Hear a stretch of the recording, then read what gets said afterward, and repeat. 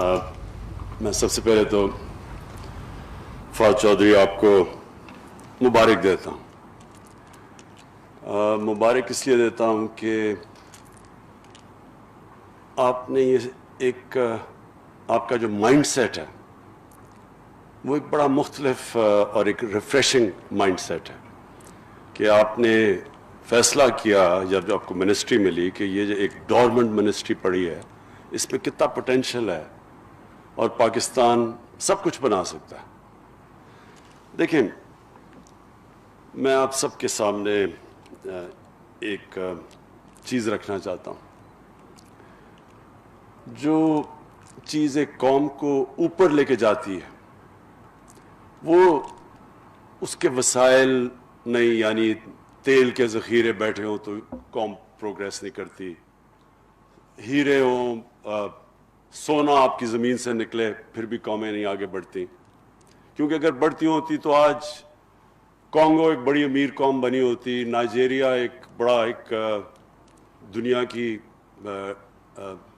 Fastest growing economy ہوتی، اور بھی آپ دنیا کی قومیں دیکھ لیں. جو ایک قوم کو جو کوالٹیز اوپر لے کے جاتی ہیں وہ سب سے بڑی کوالٹی ہوتی ہے، انگریزی کا جو لفظ ہے سیلف بلیف.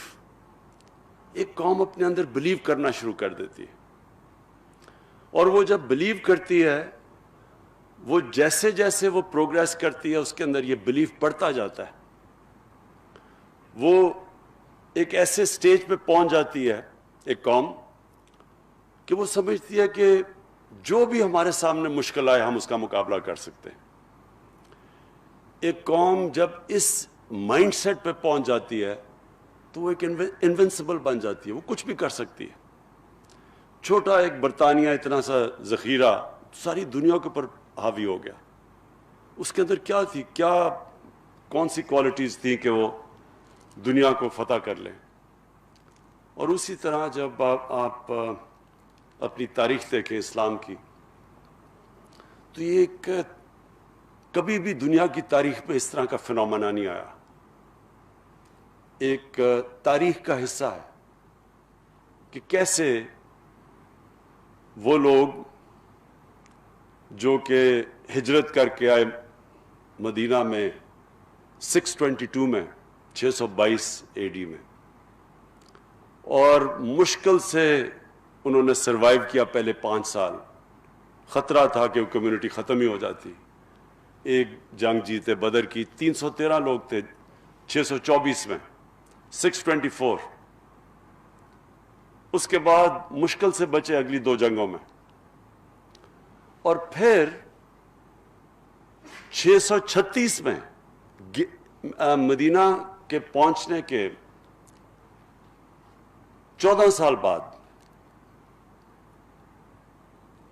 وہ جو ایک سپر پاور ہے رومن ایمپائر، بیزنٹائن ایمپائر، وہ ان سے ہارتی ہے یرمک میں، اور اگلے سال ان سے ہارتی ہے جو دوسرا ایمپائر ہوتا ہے پرشین ایمپائر، وہ ہارتا ہے کٹسیا میں. اور ہمارے نبی صلی اللہ علیہ وسلم کے دنیا کے جانے کے بعد، اس دنیا سے پردہ کرنے کے بعد 30 سال کے بعد وہ دنیا اسپین سے لے کے 50 سال کے بعد اسپین سے لے کے تقریباً ہندوستان پہنچ چکے تھے. تو وہ کیا چیز تھی؟ یہ میں اس لیے اپنی قوم کو کہتا ہوں بار بار اس فنومینا کو اسٹڈی کریں، کیونکہ اللہ ہمیں کہتا ہے کہ نبی صلی اللہ علیہ وسلم کی سنت پہ چلو. وہ کیوں کہتا ہے اللہ؟ کیونکہ ان سے کامیاب آدمی دنیا کی تاریخ میں نہیں آیا، اور وہ جو ماڈل تھا مدینہ کا اس کے اوپر ایک دنیا کی ایک ایسا سویلائزیشن قائم ہوا اگلے 600 سال تک جو ہر چیز میں لیڈ کرتا تھا.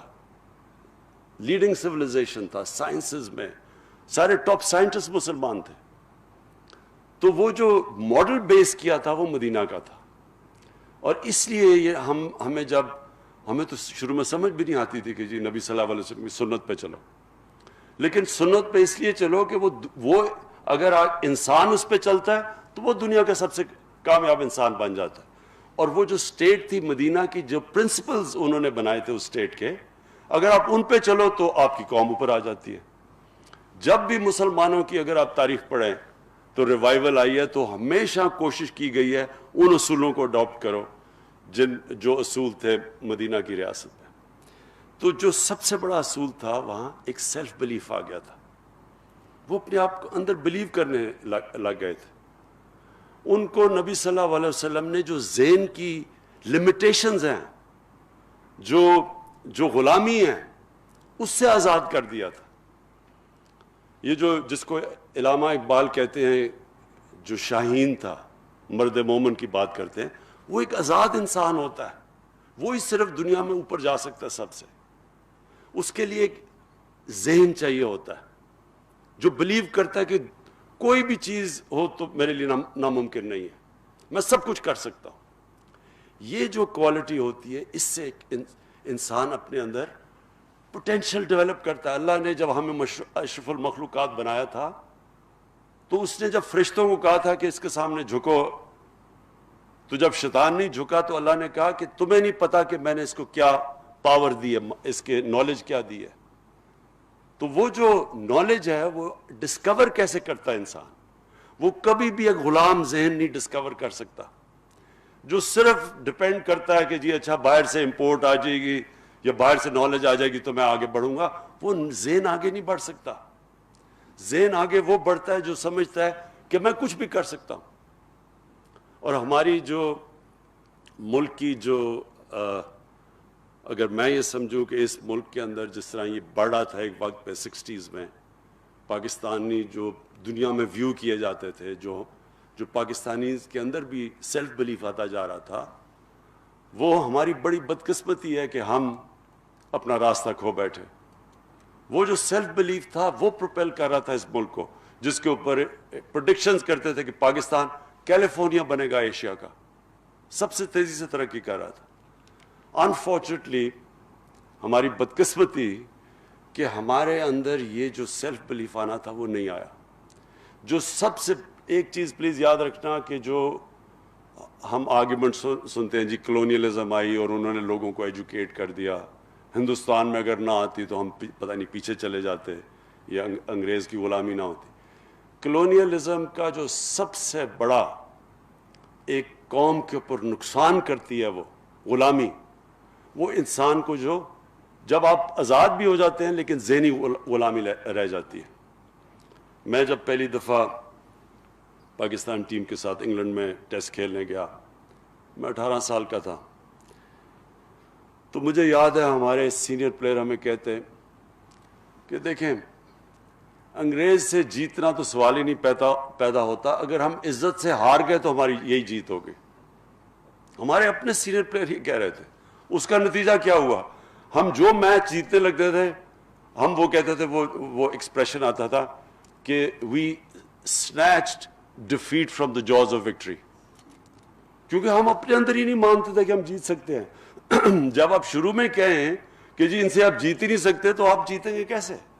سو یہ جو ابھی بھی کمپلیکس ہمیں پڑا ہوا تھا کہ وہ ہمارے سے وہ بڑے سپیریئر ہیں اور ان کی ٹیکنیک ایسی ہے، اور وہ جب تک وہ کمپلیکس رہا ہم نہیں جیت سکے تھے. جب ایونچولی جیتنا شروع کیا تو اپنے ذہن کو آزاد کیا. تو یہی جب میں نے شوکت خانم کا فیصلہ کیا بنانے کے لیے، تو میں جس سے کہوں کہ جی پاکستان میں شوکت خانم کینسر ہاسپٹل بن ہی نہیں سکتا. کیوں نہیں بن سکتا؟ کیونکہ اس کے لیے مختلف چیزیں تھیں، ڈاکٹرز چاہیے، اس کی اکوپمنٹ ہے، بڑی کیپٹل انٹینسو ہے، اس کے لیے انجینئر ڈپارٹمنٹ چاہیے ہوگی کیونکہ ڈائگنوسٹک اور پھر جو ٹریٹمنٹ کی اکوپمنٹ ہے وہ بڑی مہنگی ہے، ان کی مشینیں بڑی سینسٹیو ہیں، اور پھر ہمارے پاس آنکولوجسٹ نہیں ہیں، اور ساری چیزیں میں سنتا تھا. کیونکہ جی پنجاب گورنمنٹ نے پوری کوشش کی، وہ نہیں بنا سکی تو آپ کیسے بنائیں گے. اور جب یہ شوکت خانم کینسر ہاسپٹل بن گیا، پھر ہم نے فیصلہ کیا ہم ریسرچ کریں گے. کینسر سمپوزیم کیا ہم نے، انٹرنیشنل کینسر سمپوزیم. شروع میں ہمارے بڑے تھوڑے سے لوگ آئے، جو اب ہمارے کینسر سمپوزیم ہوتا ہے انٹرنیشنل کینسر سمپوزیم. کتنے ہیں فیصل؟ ہزاروں میں دنیا سے لوگ آتے ہیں، اور ہم پیپرز پبلش کرتے ہیں ہر سال جو کہ انٹرنیشنلی دنیا میں جاتے ہیں. کہنے کا میرا مقصد یہ ہے کہ یہ جو کرونا وائرس ہے اس نے 2-3 چیزیں ہمارے ملک میں سامنے لے کے آئی. ایک کہ اگر دنیا میں ڈیمانڈ ہو وینٹیلیٹرز کی تو ہر چیز آپ ضروری نہیں امپورٹ کر سکتے. اور اب سوچنا شروع کیا جس طرح فواد چودھری نے کہا کہ کتنا مشکل تھا وینٹیلیٹر بنانا. ملک جو نیوکلیر ویپنز بنا سکتا ہے جس کے لیے وہ ٹیکنالوجی چاہیے تو اس کے لیے کتنا مشکل ہے. اور پھر باقی جتنے بھی سینیٹائزر یہ ساری ڈس انفیکٹنٹس یہ یعنی 1 کروڑ کے لوگ عوام کیسے ہو سکتا ہے کہ ہم ہر چیز امپورٹ کرتے ہیں. بیکاز ہمارا جو مائنڈ سیٹ تھا اب تک وہ مائنڈ سیٹ سے ہم نہیں نکل پا رہے. ایک ڈپینڈنسی سنڈرم ہے کہ جو ہوگا جی وہ ہمارے سے آگے ہیں تو ان سے ہم وہ جو ہمیں نالج دیتے رہیں گے وہ ہم لیں گے. ہمارے اندر وہ سیلف بلیف نہیں آیا. اور ہم جو دوسری سیکنڈ نالج اکانومی کی طرف ہم نے کوئی پروگریس نہیں کیا کیونکہ تعلیم پہ نہیں پیسہ خرچ کیا, ریسرچ کے اوپر پیسہ نہیں خرچ کیا کیونکہ ہم یہ سوچا ہی نہیں کہ ہمارے اندر بھی کیپیسٹی ہے, ہم بھی انوینٹ کر سکتے ہیں, انوویٹ کر سکتے ہیں. ہمارے وہی پاکستانی یہاں سے باہر جاتے ہیں اور وہ ہر چیز میں ایکسل کرنا شروع کر دیتے ہیں. تو کیا وجہ ہے؟ اگر وہ سسٹم ملتا ہے جس سسٹم کے اندر ہمارے لوگ جا کے ایکسل کر سکتے ہیں تو وہ یہاں سسٹم ہم کیوں نہیں بنا سکتے؟ اور وہ اس لیے نہیں. اور مجھے افسوس سے یہ کہنا پڑتا ہے کہ ایک ہماری رولنگ ایلیٹ کے اندر یہ کمپلیکس ڈپینڈنسی سنڈرم. ایک کرونا میں یہ ہمیں پتا چلا کہ جناب اگر ساری دنیا میں ڈیمانڈ ہو ان چیزوں کی وینٹیلیٹرز وغیرہ کی تو ہم کچھ نہیں کر سکتے. تو ہمیں تب وہ کہتے ہیں نا necessity is the mother of invention. جب ہمیں مجبوری ہوئی تو ہم نے فیصلے کیے نا کہ ہم یہاں بنائیں گے. دوسری چیز کیا چیز سامنے آئی کہ آج ہماری رولنگ ایلیٹ ہمارے جو صاحب اقتدار ہیں اگر ہم چاہیں بھی تو ہم باہر علاج نہیں کروانے جا سکتے. نہیں تو چیک اپ بھی باہر کرواتے تھے جا کے. کھانسی ہوتی تھی تو سارے گورنمنٹ پبلک کے ایکسپینس کے اوپر اس ٹیکس پیئر کے پیسے کے اوپر باہر علاج ہوتا تھا سب کا. اسمبلی ممبرز بھاگے جا رہے ہیں علاج, منسٹرز جا رہے ہیں, پرائم منسٹرز ان کی ساری فیملی سب باہر علاج ہوتا تھا. آج وہ جا نہیں سکتے, وہاں زیادہ خطرہ ہے. تو اس سے دوسری چیز ہوئی کہ ہمیں اپنے ہسپتال ٹھیک کرنے ہیں, ہم نے اپنے ہسپتالوں کے اوپر انویسٹ کرنا ہے, ہم نے اپنی جو یہاں انفراسٹرکچر ہے میڈیکل انفراسٹرکچر ہمیں اس کے اوپر زور لگانا ہے کہ آگے کوئی اس طرح کی چیز آ جائے تو پھر کیا کریں گے. اور یہ جو سیکنڈ چیز ہے, جب تک کہ ہمارے ملک کے جس طرح میری طرح کے لوگ ہیں ہمارے منسٹرز ہم یہاں نہیں علاج کروائیں گے اپنا گورنمنٹ ہاسپٹلز میں, تب تک گورنمنٹ ہاسپٹلز نہیں ٹھیک ہوں گے. یہی گورنمنٹ ہاسپٹلز ہماری آنکھوں کے سامنے ڈیٹیریٹ ہوئے ہیں. میں پیدا ہوا تھا میو ہاسپٹل میں, میری ساری بہنیں پیدا ہوئی تھی. شروع میں جب بھی کوئی کھیلتے ہوئے کوئی چوٹ لگتی تھی ٹانکے لگانے میو ہاسپٹل جایا کرتے تھے. اور اب پیسے والے لوگ سوچتے بھی نہیں گورنمنٹ ہاسپٹل میں جانے کا. پرائیویٹ ہاسپٹلز, اور صرف پرائیویٹ ہاسپٹلز میں اگر اچھا علاج کروانا ہے وہاں کرواؤ, غریبوں کے لیے گورنمنٹ ہاسپٹلز. اور یہ پھر تیسری چیز سامنے آئی ہے, کرونا کی تیسری چیز کیا سامنے آئی ہے. اب تک یہ ہوتا رہا کہ جناب گندا پانی پینے کی بیماریوں سے بچے مر رہے ہیں, غریب کا بچہ مرتا ہے, کسی کو فکر ہی نہیں ہے. ہیپاٹائٹس سی ایپیڈیمک بن چکا ہے پاکستان میں, لیکن زیادہ تر غریب لوگ ہیں, کوئی فکر ہی نہیں ہے. میل نیوٹریشن 25% بچوں کو ہے, فکر نہیں غریب کا بچہ ہے. 40% پاکستان کے اندر سٹنٹڈ گروتھ ہے, کسی کو فکر ہی نہیں ہے کیونکہ غریب لوگ ہیں. اب یہ مشکل آ گئی ہے کہ کرونا نہ امیر نہ غریب میں فرق ہی نہیں کرتا. آپ اگر یہ سمجھتے ہیں کہ صرف امیروں کی لاک ڈاؤن اناؤنس کر دیا جی, جلدی سے فوری لاک ڈاؤن اناؤنس کر دیا, سوچا ہی نہیں کہ وہ بیچارہ دیہڑی دار وہ غریب آدمی, وہ رکشے والا, وہ جو بیچارہ سارا دن محنت کر کے آ کے اپنے بچوں کا پیٹ پالتا ہے, اس کا کیا بنے گا؟ نہیں, امیروں نے سوچا اچھا جی 2-3 یہ امیروں کو بھی آتا, تو ایک دم سارا ایک ایلیٹ نے فیصلہ کر لیا سارے ملک کے لیے, سوچا نہیں کسی کا. ہندوستان نے تو ہمارے سے بھی زیادہ, جتنا وہ جو ان کا اسٹرانگ مین نریندر مودی ہے, کہتا ہے جی اس کو 50 انچ کا چیسٹ ہے, وہ اتنا ڈرپوک نکلا ایک دم اس نے سارا بند کر دیا. بیچارے لوگ 200 میل چل کے جا رہے ہیں, غریب لوگ تھے ہندوستان میں, سوچا ہی نہیں کہ عام آدمی کی زندگی کیا ہوگی. یہ تو ہمارا جو اب ہمیں کیا نظر آیا کہ اگر آپ غریبوں کی بستیوں کا دھیان نہیں رکھیں گے تو کرونا اگر غریبوں کی بستیوں میں پھیلے گی وہ پھر امیروں کی بستیوں میں بھی چلی جائے گی. وہ ریسٹرکٹڈ نہیں ہے. سنگاپور نے کیا کیا, انہوں نے بڑا زبردست لاک ڈاؤن کر دیا اور جناب کرو ان کی فلیٹ ہو گئی. اس کے بعد لاک ڈاؤن کھولا, ایک دم کرونا پھر پھیل گئی. کیوں پھیل گئی؟ کیونکہ وہ جو سب سے ان کے غریب امیگرنٹ ورکرز تھے, جو 6-7 ایک کمرے میں تھے, ان کی انہوں نے فکر نہیں کی جب لاک ڈاؤن کیا ہوا تھا, تو ان کے اندر سے وہ پھیل گئی ساری, پھر سے ان کو اب لاک ڈاؤن کرنا پڑا. تو اس لیے ہمیں بھی جب فیصلے کریں گے پاکستان کے اب سے, تو ہمیں یہ بھی سوچنا پڑے گا کہ اس ملک کا وہ طبقہ جو کمزور طبقہ ہے, جو کچی بستیوں میں ہے, جو ہر روز فیس کرتا ہے, ہر دوسرے دن موت دیکھتا ہے, اس کے بچوں کا دیکھتا ہے کہ حال کے گندے پانی کی بیماریوں سے بچے مر رہے ہیں, یا وہ دیکھتا ہے کہ یہ ہیپاٹائٹس سی ہر جگہ پھیلی ہوئی ہے, لیور خراب ہو رہے ہیں, جلدی مر رہے ہیں. تو ان لوگوں کو ہم آج کہہ رہے ہیں کہ جناب کرونا آ گئی ہے تو آپ بند ہو جائیں, سوشل ڈسٹنسنگ کریں. پہلے وہ ڈسٹنسنگ کیسے کریں؟ 6-7 ایک کمرے میں, کہ جی ہاتھ دھویں صاف, پھر وہاں پانی نہیں ہے, پانی کی بڑی قلت. سو اس لیے ملک آگے جب بڑھتا ہے, سو میں وائنڈ اپ کر رہا ہوں کہ جب ملک بڑھتا ہے تو ایک ملک ایز اے ہول بڑھتا ہے, ایک ایلیٹ اوپر نہیں جاتی. یہ جو ہمارا ایلیٹس کلچر بنا ہوا تھا, جس کی وجہ سے سارا ڈپینڈنسی سینٹر بھی ہے, بیکاز جو ہماری ایلیٹ تھی وہ اتنی متاثر تھی مغرب سے کہ وہ سوچتے نہیں تھے کہ ہم کبھی ان سے مقابلہ کریں گے, تو ہر چیز امپورٹ کرتے رہو. یہ سوچا ہی نہیں کہ ہم اپنی ملک کو کھڑا کریں گے. یہ سوچا ہی نہیں کہ اگر ایلیٹ کے حالات اچھے ہیں تو وہ سوچا ہی نہیں کہ عام آدمی کے حالات کیسے ہیں. اور کبھی بھی ایک امیروں کا جزیرہ جس میں غریبوں کا سمندر ہو, وہ کبھی بھی ملک آگے نہیں بڑھ سکتا. چائنا نے ثابت کیا. 30 سال پہلے چائنا کیا تھا. آپ 30 سال پہلے چائنا جاتے آپ بلیو نہیں کریں گے کہ وہ آج جدھر وہ پہنچ گیا. لیکن انہوں نے کیا کہ انہوں نے 70 کروڑ لوگوں کو غربت سے نکال کے اوپر لے کے آئے. جب نیچے سے لوگوں کو اوپر لے کے آئے, ملک بھی اوپر چلا گیا.